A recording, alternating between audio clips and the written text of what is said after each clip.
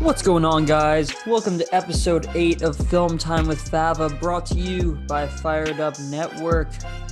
I'm ready to get right into this episode, and I hope you are too.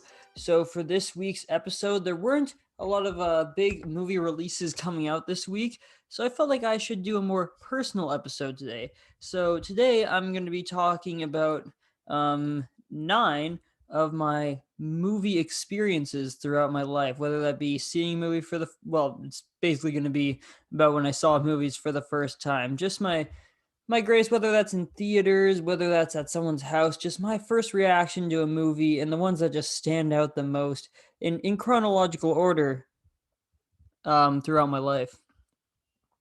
In case you're not following me on social media, I can be followed on Instagram at Film Time with Fava. That's my official account of this show. There, I like to post a lot of clips from the show, episode dates, things like that. It's a really good follow. Go follow it. If you want to follow me personally, it's at Favalicious on Instagram.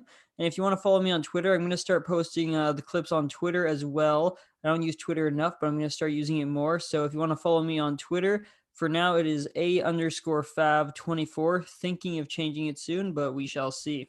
Oh, and also I'm thinking of starting to post on TikTok as well. So stay tuned. Whoa. Don't hit the whoa. Anyways, so now that we have gotten that out of the way, let's get into the 9 movie experiences that I will be talking about today. And first up, the first movie I ever saw in theaters, Chicken Little. Now, if you haven't seen Chicken Little, this movie, I mean, it's not great, but it's just so iconic. The sky is falling, the sky is falling. Everyone knows that line. And this movie took the classic story of Chicken Little, thinking the sky is falling, and turned it into a sci-fi animated alien coming of age story about a chicken who's pretty afraid. You know, he's chicken. But throughout the story, he becomes friends with aliens and saves the day in the end, you know? And so the actual experience of this movie when I saw it. So not only was this the first movie I saw in theaters, but this movie was in 3D. Now, of course, now I'd rather see a movie not in 3D because it just gets annoying, to be honest. I'd rather just see it without the glasses on, just in its normal format. But with this movie, I I was 5 at the time, so this was insane. I remember the first scene was just Chicken Little hitting his paddle ball and it was coming out of the screen. You know in the movies when they show people reacting to 3D and it's just so unrealistic. They're like, "Whoa, that's what I did for realsies." Chicken Little was hitting his ball at me there, and then like when the aliens came in, their arm reached out of the screen, and my 5-year-old self was shook. I didn't know what to think. I thought the aliens were coming after me. If only Anthony knew at that age. Am I right?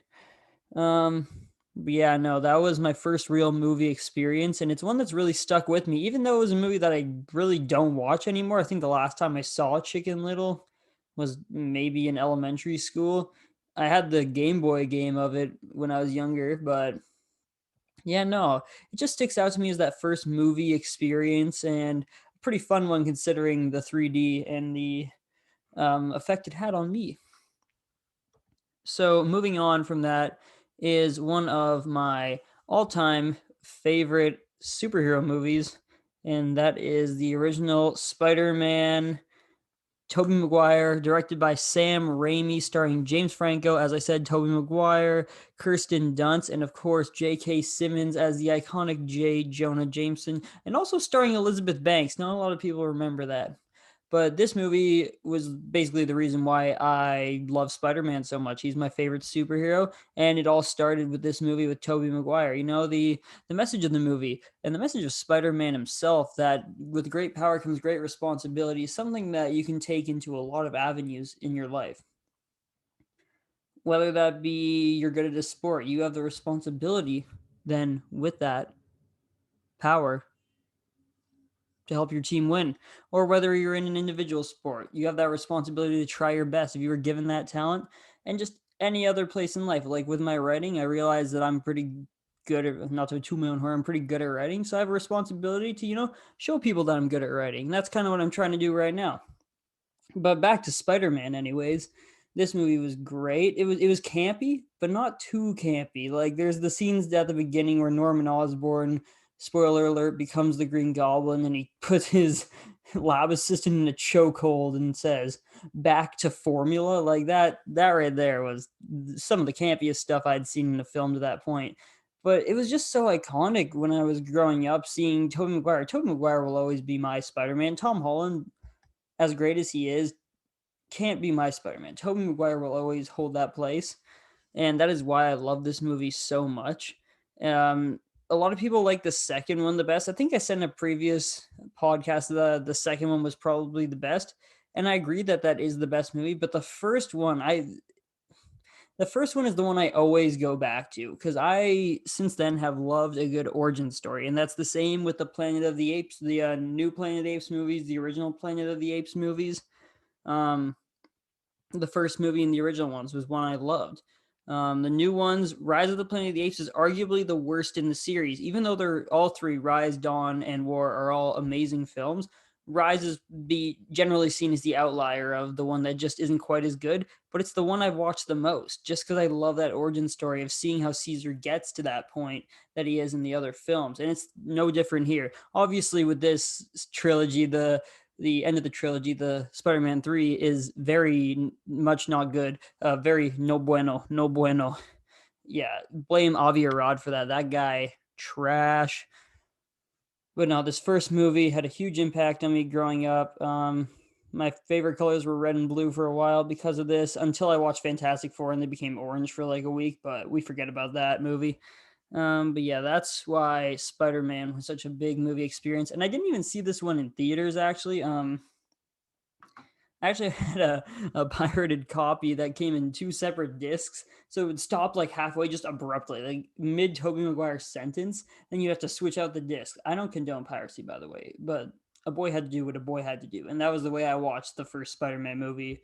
Um, Actually, surprisingly, up until last Christmas when I got the Blu ray box set of the original trilogy, at last I could put aside those cheap knockoff discs. But yeah, just so much nostalgia, just great movies. I watch them all the time, mainly the first one. And that brings us to, as if you watched my top films of all time list, you would know that my favorite movie of all time is the original Planet of the Apes. And the first time I saw this movie, I also told the story briefly in that video, but my uncle had actually given me the VHS because I was in North Bay where he lives, and I was at his house, and I saw the Planet of the Apes VHS there, and I had always heard about this movie, and I think I'd seen a clip of it on TV when it was playing, and then my parents switched the channel between commercials. Spoiler alert: no one else in my family likes these movies. I'm the outlier here. Actually, I got the Caesar with a shotgun uh, figure right there. Quality.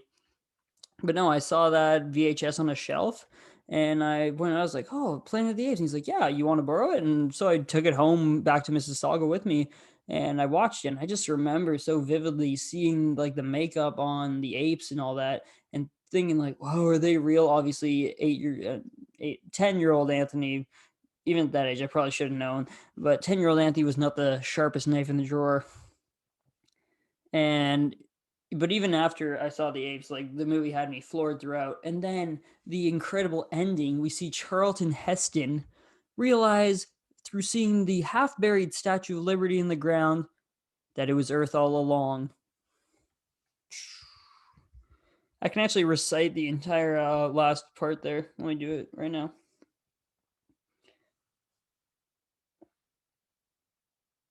My God, they finally really did it. You maniac. You blew it up. Aw, damn you. God. Damn you all to hell. Yeah. So I can basically do that on command. But the Planet of the Apes movies from that moment on have been my favorite film franchise, even more than the MCU, which is we'll say my second, just because of the sheer number of movies in that I do enjoy. But yeah, Since then, I've watched the original five movies. Yes, there's five movies. Not a lot of people know that there's any after the first, and some of them are not that great, but I still love all of them. And the new trilogy is amazing, and my love for it is all because of that first time where my uncle let me borrow the VHS, and it was game over from there. And following up that, we have, oh yeah, this is a good one. So we're gonna do a bit of a time jump here because honestly, I wasn't as much of a film fan as I was in high school and later. At the time of maybe between elementary school and middle school, I was more focused on other things. Like I played basketball at the time. Yeah, like I wasn't interested in watching film, like to watch film. It was more just like an activity to do with people.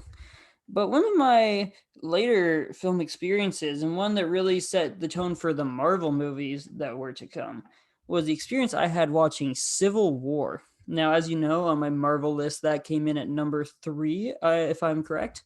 And I remember this. It was basically an event. Like it was Avengers 2.5, right? So like I had asked a bunch of people, I was like, yo, we gotta go see Civil War on release day. And of course everyone was down. So I was like the plug. I was buying the tickets, I was getting the the e-transfers from everyone. And then I remember that day we went to the theater at night, and it was like my entire high school was at that movie for some reason. It was crazy. Like, yeah, we just saw so many people from our school just coming to see Captain America Civil War right when it came out. And obviously, as a huge Spider Man fan, this was the movie that introduced Tom Holland's Spider Man to the MCU. I had been waiting for it for years. I've been telling my friends lately, like, that used to be my dream to have, like, my Marvel dream, not my life goal.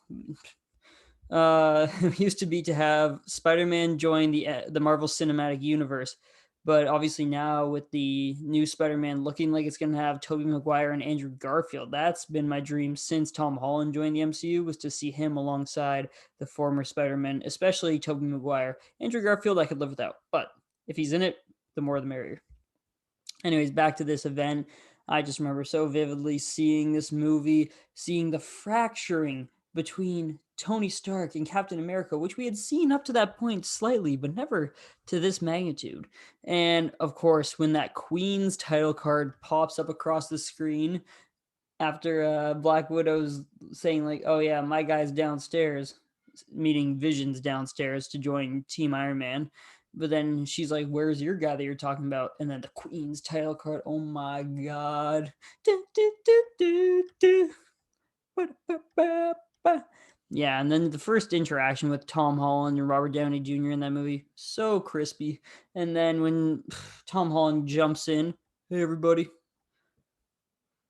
just exceeded my expectations, and the entire movie did too. And just the fact that it was such an event, especially for my school in the area, like at the time, I could only imagine at the time that there could be an event greater. And of course, it happened when Infinity War and Endgame came out, which I will get to later in the list. But first, we gotta go back to Planet of the Apes because when I was in grade 11, actually, I just finished grade 11. I remember because it was the second week of summer. Because the first week of summer, Spider-Man: Homecoming had come out. This could have been on the list, but since we had already seen Spider-Man in the MCU in Civil War, it wasn't as big of a deal for me to see him in his own solo movie.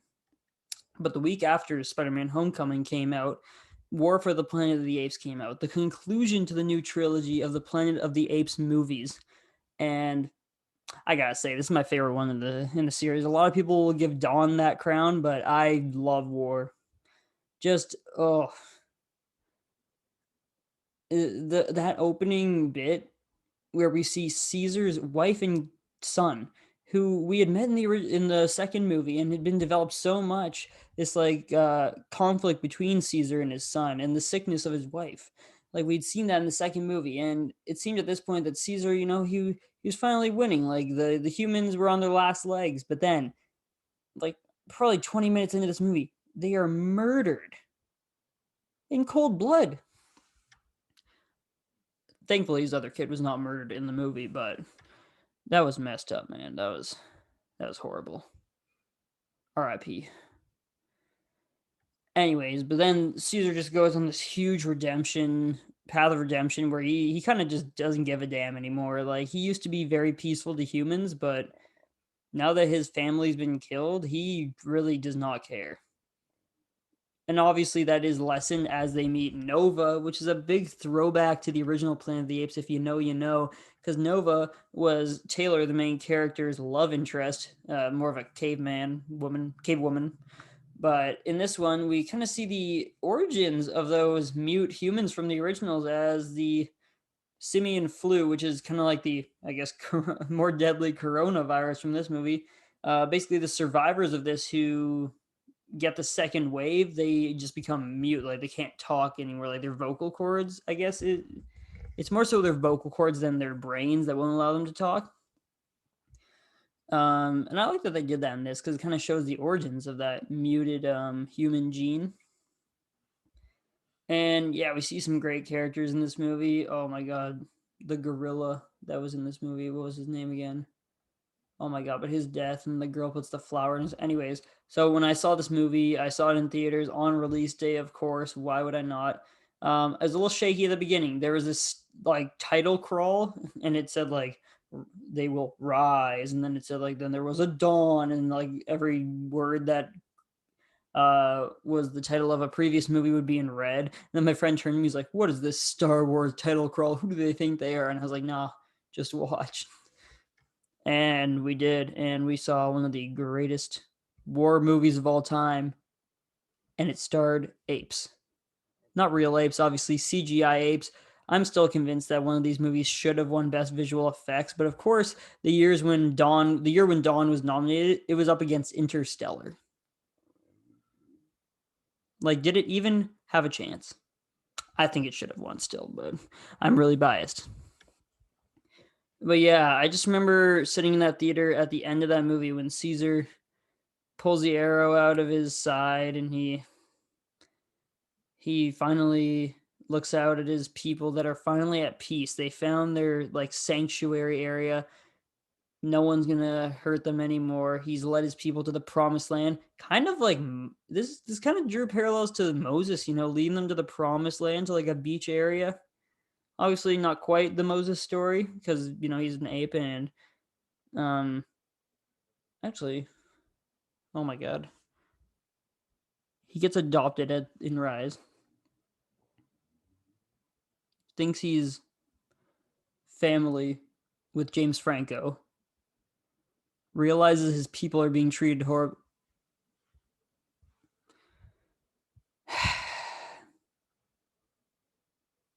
I just realized that the new Planet of the Apes trilogy is quite literally Exodus from the Bible. Man, no wonder I like the Prince of Egypt so much. I probably thought it was based on Planet of the Apes. Yeah, you heard it here first, people. The Bible, yeah, that thing based on Planet of the Apes from 2012 through 2017. Comment down below if you think differently. I'm not going to listen. I'm convinced. But yeah, no, seeing that last scene, I remember I turned to my friend, and in the moment I thought this, but I turned to him and said, "This is the greatest movie I've ever seen." Obviously, yeah, very in the moment with that. Just a spoiler alert: War for the Planet of the Apes is not the greatest movie I've ever seen, but it is the top of the new Planet of the Apes trilogy, and it is one of my favorite movies. It's in my top 20 for sure. And honestly, it's probably in my top 10 if I'm excluding the rule where it can only be one movie from a franchise. But besides that, now that I've realized that the movies are literally Exodus, let's go down. And next up, of course, we got Infinity War and Endgame. More so Endgame, but Infinity War, I remember this because me and my two friends went to see this movie on a school night. Yeah, that's right. We pulled up to the theater. Honestly, at this time, I was a huge Marvel fan, but not to the point I am now, where I like binge everything and like I'll watch all the movies back to back to back to back to back. So this time, I went into this. I had only recently seen Ragnarok, the movie that takes place before this. and I was floored by Infinity War. Because at the time, I remember that Kevin Feige had said they weren't going to call it Infinity War Part 1 and 2 anymore. It was going to be Infinity War and then another Avengers movie. So for some reason, I took that as this was just going to be like a solo, like a movie within itself. Book begins, book ends by the end. We see the heroes win, that kind of thing. But when I saw that ending, oh my God. Thanos erasing half the universe. All these heroes, Spider. Oh my man, I was already floored when the Guardians got dusted, and Falcon and Bucky and Scarlet Witch and Groot. Oh, Groot's part of the Guardians. But when Spider-Man, oh my God, I don't cry during movies a ton, but when Spider-Man got dusted and said to Tony Stark, "I don't want to go." That's one of those movie moments where you wish you could have it erased from your memory so you could relive it. That's my thing with all the Marvel movies. I wish I could just watch them again. It's the same with Dragon Ball Z. Basically, every great movie I've seen, I wish I could just watch it again for the first time. And sadly, you can't. But what a power that would be. Who in the MCU can allow me to do that? That's what I'd like to know. But yeah, Infinity War was nuts. I remember for like 2 days after that movie, I didn't know what to think. I remember me and my friends were driving home. We're just like, well, that just happened, and they weren't even big Marvel fans. Like they were shook. And of course, a year later in London, because I was in first year university, me and my two friends, Mason from episode 6, where we talked about the MCU and our thoughts on it, and Evan, who might make an appearance someday on this podcast. We will see. Went to the theater in London on the day of its release. I remember getting those tickets was a nightmare. Like the day the tickets became available, we were just all on our phones trying to reserve seats. And finally, I clutched up. Of course I did. I always do. I'm the movie ticket master, guys. You got to learn this. But no, we went to the theater. The theater in London is bougie. They got the leather recliners, the swing out tray. I was feeling like a king, but that didn't matter because I was about to watch the greatest cinematic movie of all time. No, I'm kidding. It's not the greatest movie of all time, but Avengers Endgame was incredible. I think do I want to give it that? Yeah. Who am I kidding? Endgame was the greatest in theater experience I've ever had. I'll never forget. It felt like a dream watching it because I had dreamt of watching it before, and it did not play out the way it did in the movie in my dreams. But I'm kind of happy it did because in my dreams they lost, but in this they won. Spoiler alert. I mean, did they really? Tony Stark. You know what? It's all good. But that ending part had so many great moments. I'll never forget seeing Captain America catching Thor's hammer, something we'd seen teased in Age of Ultron. And then besides that, oh, the three of them, the three main Avengers, Thor, Iron Man, Captain America, just walking up to Thanos and him being like, "You could not, you could not, you could not live with your failure." And where'd that bring you? Back to me. And it's true, they couldn't live with their failure. Tony Stark literally invented time travel because he couldn't live with his failure. He tried to make it seem like he could. He was like, "Oh, I made a life."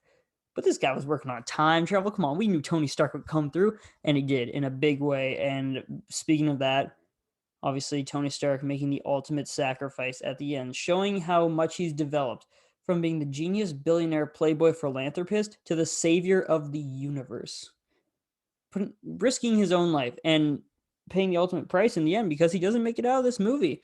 That was something we all didn't think would happen. If anyone was going to die, we thought it would be Captain America. This guy lost in time, kind of from the World War II era. So I guess the 40s, late 30s, and stuck in this future. We always thought he was kind of out of place, and we do see him go in the past and then come back as an old man. So he's not dead now, but he's kind of dead to the MCU in a way. They kind of teased him in Falcon and the Winter Soldier at times, but yeah, Iron Man's gone. I that was another time I cried during movies.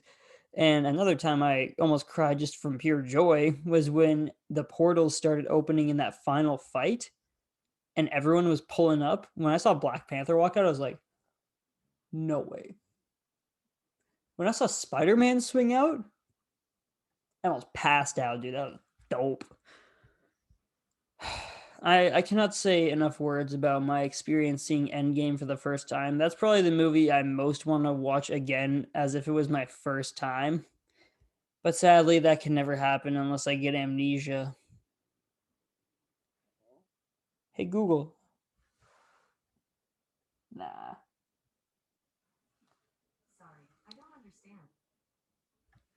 Yeah, no, I'm kidding. I'm not looking that up. That would be horrible. But you know what's not horrible? The next one, I swear we're almost done, guys. This is number 7. We only got 2 more after this. So number 7, Ex Machina. Another.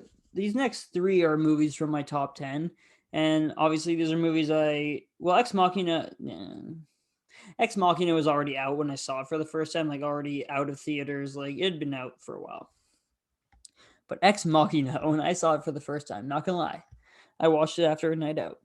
I was a little sauced, a little sauced off the Zaza. Anyways, so while watching this movie, I was just in awe the whole time. The beginning, I was a little like, okay. I'd heard about this movie because my program, MIT, deals with a lot of the aspects of AI and how it's taking over society and how we're basically slaves to our devices, yada, yada, yada. And we were supposed to watch this movie in first year, actually, but we were behind in the course. So our prof removed Ex Machina from that. And I'm honestly glad he did because this experience of watching it was insane. Just seeing the Ava AI conversing with the human whose name is one that I can't remember, played by Domhnall Gleeson. Nathan. His name's Nathan. Nope, Nathan's the Google CEO in the movie of not Google but Blue Book. Man, what is this guy's? I'm gonna have to look this up later. I can't believe I forget this name because I've seen this movie a bunch. But anyways, yeah, seeing the AI conversing with Domhnall Gleeson, that whole thing. Oh my god, the CGI in this movie was incredible as well. Like you could not tell that that robot was not actually a robot, but just a human wearing some mocap. And yeah, the story was just really, really great. It seemed like a love story of two people that weren't meant to be together, and clearly in the end they weren't meant to be together because she really screws over our guy in the end. And it really hurt to watch that. See, obviously you shouldn't be falling in love with a robot, but I mean, she outsmarted the guy. She played with his feelings, and that was her plan, and she succeeded to a T. Obviously, is she going to be able to live in society? That's the question we have at the end. But whether she can or not, she broke out and she's seeing the world for the first time. And then some of the quotes in this movie that I remembered hearing for the first time, they were just incredible. He said, "You've created a machine that is the quote is basically that he made a machine that is just undiscernible from a human. And he said that's not the history of man, that's the history of the gods. So he's basically saying that this CEO of the Google esque company in the movie has become not even a man anymore. He's on God level. He's God tier. And he's kind of right, because what do we associate with that? Creation of living beings that are as intelligent as humans. And he did that. And that's kind of the way it's going right now with Google and all those companies creating these AIs. I saw a video of Google's new AI where it's just straight up talking to telemarketers on the phone as if it was a human. Like it doesn't sound like a Siri like in 10 kilometers, turn right. It sounds like you or me. It's scary, but also kind of exciting, I guess. I mean, we live in a crazy world right now. Jeff Bezos just went to space for 10 minutes.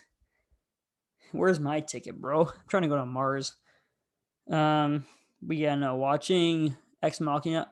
At first I wished I hadn't watched it um not sober at first, but it honestly made the movie way more vivid, and just seeing that craziness for the first time was insane. And so after Ex Machina, we have my number two movie from my favorite movies of all time list, and that is Eternal Sunshine of the Spotless Mind. I actually have a poster in the mail from Eternal Sunshine of the Spotless Mind. So excited to put it up in my room. It might be in the background of my videos. I don't know yet. We'll see if it fits above this desk. Oh, excuse me. Um, but yeah, when I watched Eternal Sunshine of the Spotless Mind, I kind of been a bit of a funk at the time. Just like my life was kind of boring, not a lot of stuff was going on per se. Wasn't having a lot of luck in general, and I was on Netflix and I saw Eternal Sunshine of the Spotless Mind and I recommended, and I had seen it in a list of Jim Carrey's top movies as number one before, and I thought, Jim Carrey, funny guy, this movie is clearly great as seen by all these rankings, so why not give it a try? I'm so glad I did, guys. This movie, the message of it, you know, it just the classic notion that what doesn't kill you makes you stronger. Stand a little taller. Yeah, what doesn't kill you makes you stronger. Like, learn from your mistakes.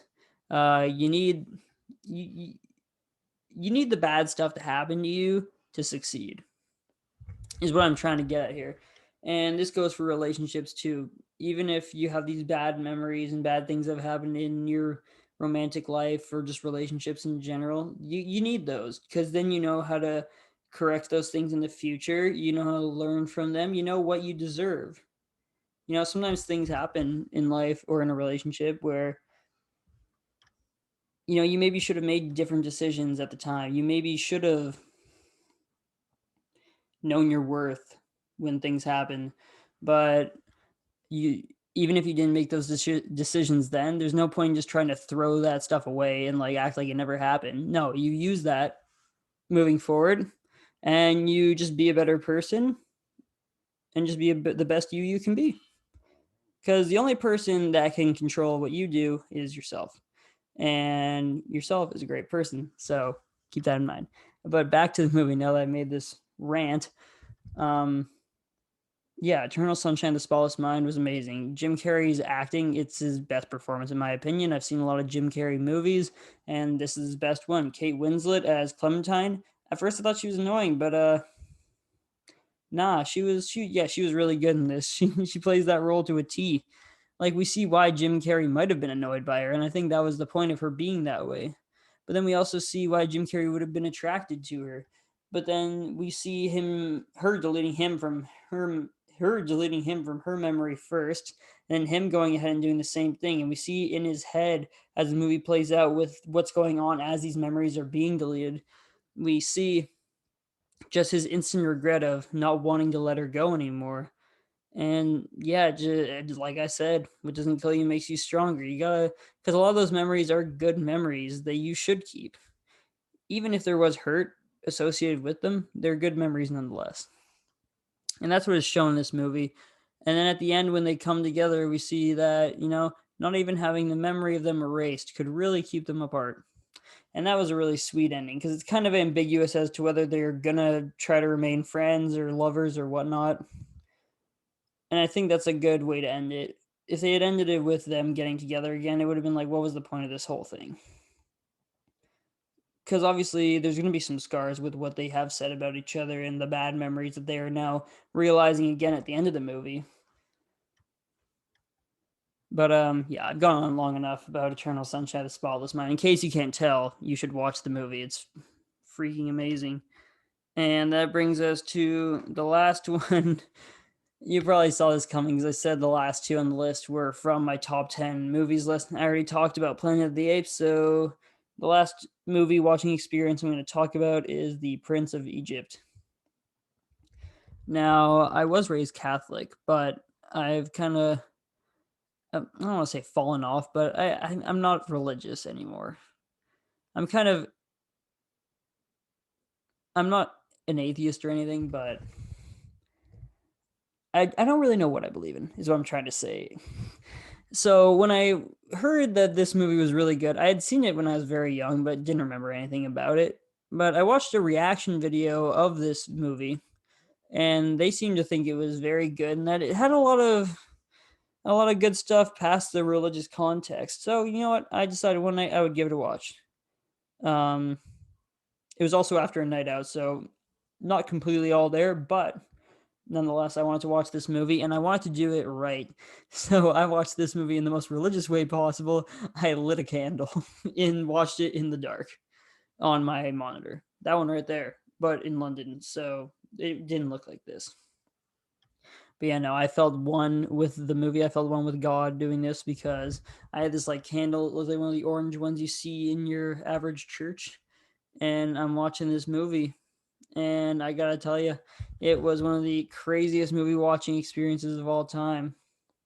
My heart was going the whole time. Like I said it in my top 10 movies. The Exodus story, whether you're religious or not, it's just a great story. And as we see, they use it in a lot of other movies, like Planet of the Apes, which I literally discovered during this show. Somehow didn't notice that before, but you know what? Who cares? I discovered it now.